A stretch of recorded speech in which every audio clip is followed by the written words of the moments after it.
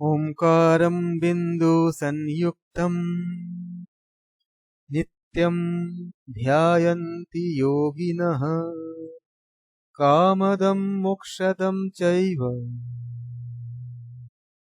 ओंकाराय नमो नमः। गुरुर्ब्रह्मा गुरुर्विष्णु गुरुदेवो महेश्वरः गुरु साक्षात् परब्रह्म तस्मै श्री गुरवे नमः। मैं योगाचार्य सूर्यकांत दत्ता आप सबका स्वागत करता हूं।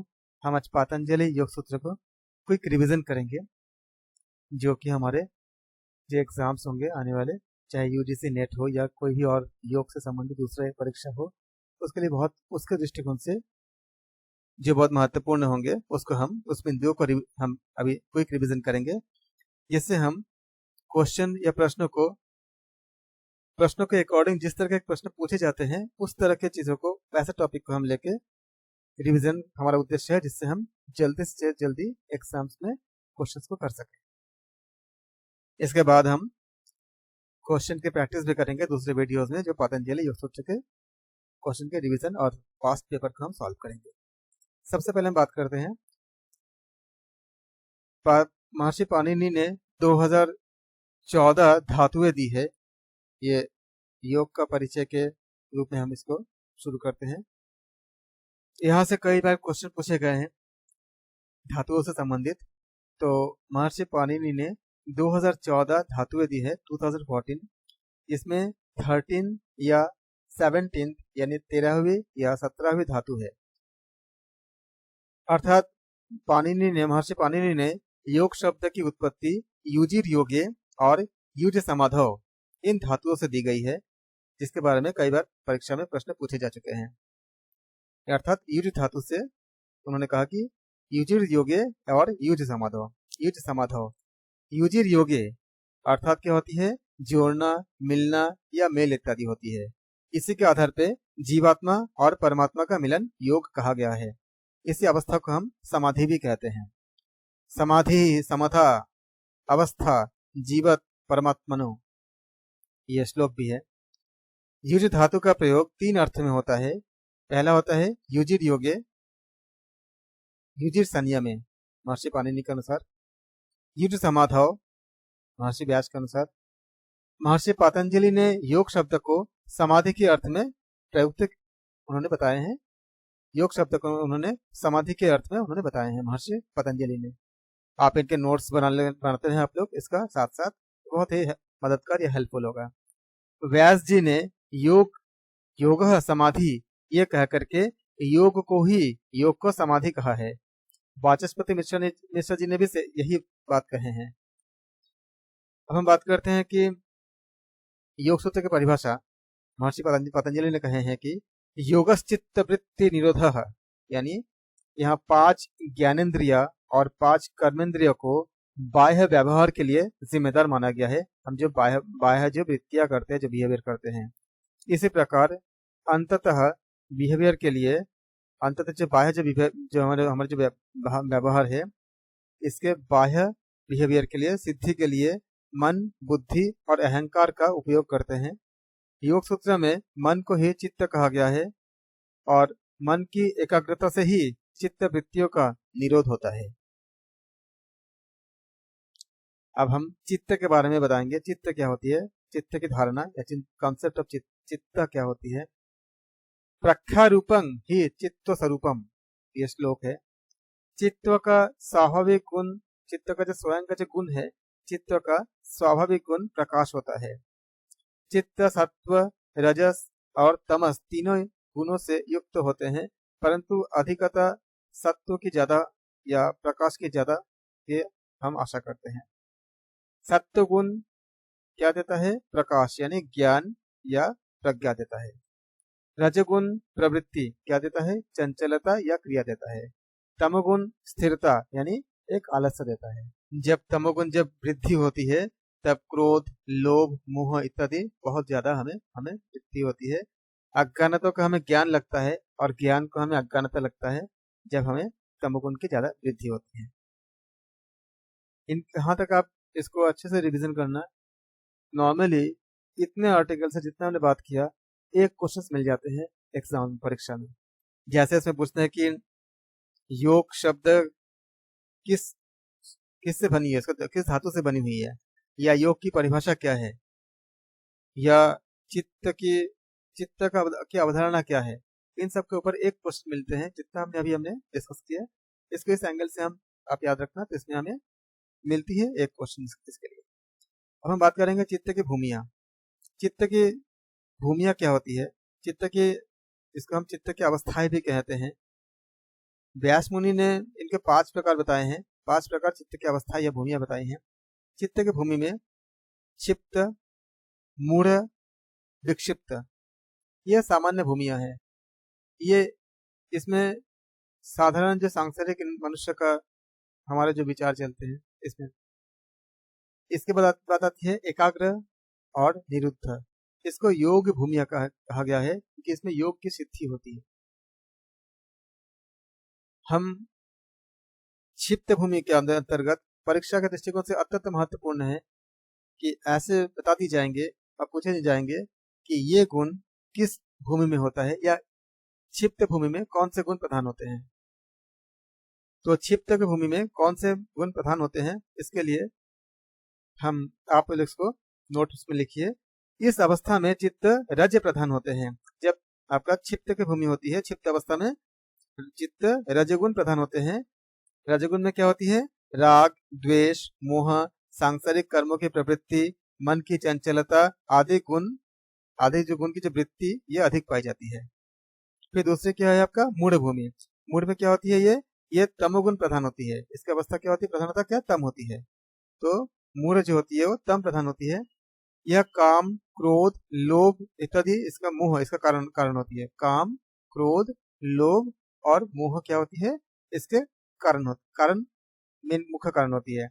मूढ़ भूमि याद रखना, क्षिप्त भूमि रजोगुण प्रधान होती है, जबकि मूढ़ भूमि तमोगुण प्रधान अवस्था होती है। ये काम, क्रोध, लोभ और मोह के कारण होती है। यह अवस्था साधारणतः जो क्षुद्र मनुष्य या जो नॉर्मल जो इंसान होते हैं उनके साथ ऐसा होता है कभी कभी, जो मूढ़ में चले जाते हैं। विक्षिप्त भूमि क्या होती है? इस अवस्था में मनुष्य विक्षिप्त में सत्वगुण प्रधान होती है। प्रधान कौन सी गुण होती है? आप याद रखना इसको। विक्षिप्त अवस्था में सत्वगुण प्रधान होता है। इसमें धर्म, वैराग्य, ऐश्वर्य अधिक पाया जाता है। और जब विक्षिप्त भूमि उत्पन्न होती है तब बाह्य विषय का जो प्रभाव होती है, बाहर के विषय का जो प्रभाव वो चित्त पर रहता है। फिर होती है एकाग्र भूमि। एकाग्र में क्या होती है? इसमें भी हमारे सत्वगुण प्रधान होते हैं। वस्तु का यथार्थ ज्ञान हो जाता है, अर्थात जैसा है वैसा ही उसी प्रकार से ज्ञान होता है जब एकाग्र की भूमि होती है। एकाग्र की भूमि में क्लेश क्षीण हो जाते हैं। तो आप याद रखना, एकाग्र भूमि में ये भी सत्वगुण प्रधान होती है। विक्षिप्त में भी आपका सत्वगुण ज्यादा होती है, और एकाग्र में भी सत्वगुण और ज्यादा होती है, ज्यादा प्रधान होती है। लेकिन विक्षिप्त में क्या होती है? बाह्य जो विषय होती है उसका प्रभाव चित्त में रहता है। और एकाग्र में जब होती है तो वस्तु का यथार्थ ज्ञान हो जाता है, जबकि दोनों में ही क्या है? सत्वगुण प्रधान होती है। एकाग्र की अवस्था में क्या होती है? क्लेश क्षीण हो जाते हैं। इससे साथ बहुत सारे क्वेश्चंस पूछे गए हैं अलग अलग परीक्षा में कि विक्षिप्त भूमि में चित्त की अवस्था किस गुण से ज्यादा प्रभावित होती है, या एकाग्र में चित्त की भूमि किस गुण से ज्यादा प्रभावित होती है। तो आप याद रखना। और फिर आते हैं 5वां, क्या है आपका? निरुद्ध भूमि। निरुद्ध भूमि क्या होती है? जब विवेक ख्याति द्वारा चित्त और पुरुष का भेद साक्षात प्रकट हो जाता है, तब उस ख्याति से भी वैराग्य उदय हो जाता है। क्योंकि विवेक ख्याति भी चित्त की ही वृत्ति होती है ना, इसलिए क्या होती है? उस समय क्या होती है? उस ख्याति से वैराग्य उदय हो जाता है। और विवेक ख्याति भी चित्त की एक वृत्ति के रूप में, क्योंकि विवेक ख्याति क्या होती है? ये भी चित्त की एक वृत्ति होती है। इस वृत्ति से भी जब हमारा विरुद्ध होते हैं तो सर्व वृत्ति के हमारा शांत हो जाती है, और इसको हम चित्त की निरोध अवस्था कहते हैं। तो निरुद्ध अवस्था में क्या होती है, सारे वृत्तियां हमारे शांत हो जाती है। तो परीक्षा के लिए एक प्रश्न इससे बन जाते हैं, चित्त के भूमि भूमि के आधार पे अक्सर पूछे गए हैं। पहला चित्त, मूढ़, विक्षिप्त, एकाग्र और निरुद्ध। क्षिप्त में क्या होती है, क्षिप्त आपका रजोगुण प्रधान होता है। इसमें राग, द्वेष, मोह, सांसारिक कर्मों की प्रवृत्ति, मन की चंचलता आदि गुण वृत्ति अधिक पाई जाती है। मूढ़ भूमि यह तम प्रधान प्रधान होती है। अब इसको रिवीजन के लिए रिवीजन कर लेते हैं एक बार। क्षिप्त में क्या होती है, रजोगुण प्रधान होती है। मूढ़ में क्या होती है, तमोगुण प्रधान होती है। विक्षिप्त में क्या होती है, सतोगुण प्रधान होती है। एकाग्र भूमि भूमि भी क्या होती है, सतोगुण प्रधान होती है। और निरुद्ध में क्या होती है, सारे चित्त की जो आपका जितने भी वृत्ति होती है, चित्त की एक निरोध अवस्था में चली जाती है, समस्त वृत्ति से वो शांत हो जाती है। अब इसके बाद आते हैं हम चित्त वृत्तियों में हम चित्त में उठने वाले जो विचारात्मक और भावनात्मक जो तरंगे होती है, वो तरंगे योग दर्शन में उसको वृत्ति कहते हैं। अगर पूछा जाए आपसे कि वृत्ति किसे कहते हैं, तो चित्त में उठने वाले विचारात्मक और भावनात्मक तरंगों को योग दर्शन में वृत्ति कहते हैं। ये हमारे जब परीक्षा में अगर आते हैं तो आप इसको याद रखेंगे कि चित्त की वृत्ति कैसे कहते हैं। चित्त की ये वृत्तियां 5 तरह की होती है, जो क्लिष्ट है और अक्लिष्ट है। इसमें योग दर्शन में बताई गई हैं ये 5 वृत्तियां क्या है, प्रमाण, विपर्य, विकल्प, निद्रा, स्मृति। इसका श्लोक है, प्रमाण, विपर्य, विकल्प, निद्रा या स्मृतयः। तो ये आप श्लोक से याद रखेंगे, प्रमाण, विपर्य, विकल्प, निद्रा या स्मृतयः। यहाँ ऑर्डर पूछी गई है कि स्मृति कौन से ऑर्डर में आया है। किसी योग के एग्जाम में ऐसे प्रश्न पूछे जाते हैं कि स्मृति जो है वो किस ऑर्डर में रखे गए हैं या किस क्रम में आते हैं। तो आप देखो, अगर आपको श्लोक याद होगा ना, प्रमाण, विपर्य, विकल्प, निद्रा, स्मृतयः, तो स्मृति क्या 5वें में आती है। अगले एग्जाम में हो सकता है कि विकल्प पूछ देंगे, तो अगर आप श्लोक से याद करोगे इसको, मैं महत्वपूर्ण श्लोक की एक वीडियो आपको सेंड करूंगा, आपके लिए प्रस्तुत करूंगा, जिसमें ऐसे ऐसे श्लोक खाली हम उसको हम सामने रखेंगे आपको, जिसमें से एग्जाम में बहुत ज्यादा क्वेश्चन पूछे गए हैं या जिससे प्रश्न पूछे जाने की संभावना ज्यादा है। तो ये आपका 5 प्रकार की वृत्तियों को याद रखेंगे। वृत्तियां कितनी होती है, 5। क्या क्या, प्रमाण, विपर्य, विकल्प, निद्रा और स्मृति। इसमें क्लिष्ट और अक्लिष्ट वृत्ति के बारे में बताया गया है। जो इसको आप एकदम साफ समझो, अगर कोई वृत्ति योग के रास्ते में, जिस वृत्ति से आपको योग के रास्ते में हम अपने आप को समर्पित कर पाते हैं, प्रेरित होते हैं, वो अक्लिष्ट है। और जो हमें योग से दूर करता है वो क्लिष्ट है। एक परिभाषा, अगर हमें प्रमाण 3 तरह की होती है, प्रत्यक्ष, अनुमान और आगम। अगर हम प्रमाण के द्वारा, अगर हम योग के प्रेरित होते हैं, प्रेरित मतलब जैसे हमें प्रमाण मिला कि वेद में या भगवत गीता में ये बातें कही गई है आत्मा परमात्मा के बारे में और ईश्वर के बारे में, तो हम प्रेरित हुए, हम समझे गरुड़ पुराण में ये बातें बताई गई है कि अगर हम जीव अगर ऐसा कर्म करेगा तो ऐसा फल होगा, तो हम समझे उसको, हम प्रेरित हुए, हम आगे बढ़े किसके तरफ, योग की तरफ। तो अगर हम आगे बढ़ते हैं योग की तरफ, तो ये क्या हो जाएगा आपका, अक्लिष्ट। लेकिन अगर इसी को अगर हम भ्रम में पढ़ते हैं कि नहीं, योग में लिखी गई बातें सही नहीं है, इसको जिसको हम अंतराय कहते हैं, ऐसे अंतराय हम 9 अंतराय पढ़ेंगे आगे, अगर हम योग से दूर होते हैं, तो ये क्या होगा, क्लिष्ट होगा। ये पतंजलि योग दर्शन में आपको क्लिष्ट और अक्लिष्ट के बारे में इस तरह से बताया गया है। अब हम बात करेंगे कि आप एक बात याद रखना, क्लिष्ट वो है अगर जिसके द्वारा, जिस वृत्ति के द्वारा अगर आप योग से दूर हटते हो, एक ही वृत्ति होती है, अगर आप योग की तरफ जाते हो तो ये अक्लिष्ट हुआ, और यही अगर योग से अगर आप दूर हटते हो, योग को छोड़ देते हो, तो ये क्लिष्ट होगा। प्रमाण 3 तरह की होती है, प्रत्यक्ष प्रमाण, अनुमान प्रमाण और आगम, ये 3 भेद होते हैं। विपर्यय प्रमाण का अर्थ आप समझ लो, एग्जाम में पूछे जाते हैं प्रमाण के बारे में। प्रत्यक्ष वो होती है जो हम अपनी इंद्रियों से देखते हैं, जो हमारे सामने है, जो जिसको हम अपने इंद्रियों से, जैसे हम कहते हैं ना कि कोर्ट में कि गवाही लाओ, तो गवाही मतलब कोई बंदा, कोई इंसान है जो अपनी आंखों से देख रहा है या कानों से सुन रहा है, तो ये प्रत्यक्ष प्रमाण है। तो उसने बताया, तो यह क्या हुआ, प्रत्यक्ष प्रमाण हो गया। फिर क्या हुआ, अनुमान प्रमाण। अनुमान मतलब कुछ चीजें देख करके हम कह सकते हैं कि ऐसा हो सकता है। जैसे अगर हम कहीं पे धुआं देखते हैं तो अंदाज लगा सकते हैं कि उस वहां पे आग जरूर से जली होगी। लेकिन अगर आप हम इसको अनुमान प्रमाण क्यों कहते हैं, अगर आप रसायन शास्त्र का अध्ययन करोगे तो वहां पे ऐसे बहुत सारी चीजें मिलती है जिसमें अगर कुछ केमिकल आपस में मिल जाए तो वो धुएं जैसे बनाते हैं, लेकिन वहां पे आग नहीं होता। इसलिए अगर धुआं होना एग्जैक्टली आग होगा ही, हम ये तो नहीं कह सकते, लेकिन बहुत ज्यादा पॉसिबिलिटी है कि आग होगा। तो इसको हम अनुमान प्रमाण कहते हैं, इसको कि हम एक अनुमान कर रहे हैं कि यहाँ पे आग होगा। ये अनुमान प्रमाण ऐसे कई जगह हमें ऑलमोस्ट जो प्रमाण की तरफ लेके जाता है उसको हम, अब जैसे मान लीजिए कि अगर हम कहीं जाते हैं, हम देखते हैं कि किसी पहाड़ में से कोई बहुत ज्यादा धुआं निकल रही है, तो निश्चित रूप से वहां तो कोई रासायनिक क्रिया होना बहुत ही कम चांसेस है कि ऐसा कुछ होगा। आग ही लग सकता है, जंगल में कहीं पे आग लगा होगा, तो लगभग हम प्रमाण मान लेते हैं। और उसके साथ जो जरूरी जो भी आवश्यक जो कार्य करने होते हैं उसको हम कर लेते हैं, करते हैं उसको। तो हम इस तरह से हम देखते हैं कि वो हमारा प्रमाण के अंतर्गत आती है, उसे कहते हैं अनुमान प्रमाण। फिर होती है आगम प्रमाण। आगम प्रमाण किसे कहते हैं, जो हमारे धर्मशास्त्र में, धर्म ग्रंथों में, जैसे भगवत गीता है, वेद है, इनमें जो बताई गई है बातें, इसको हम प्रमाण के रूप में मानते हैं। उसमें हम कुछ भी हम इसमें कोई क्वेरीज नहीं करते, कोई कुछ भी हम इसमें कोई प्रश्न का पुटअप नहीं करते। तो ये आगम प्रमाण होती है जो ग्रंथों से मिलती है।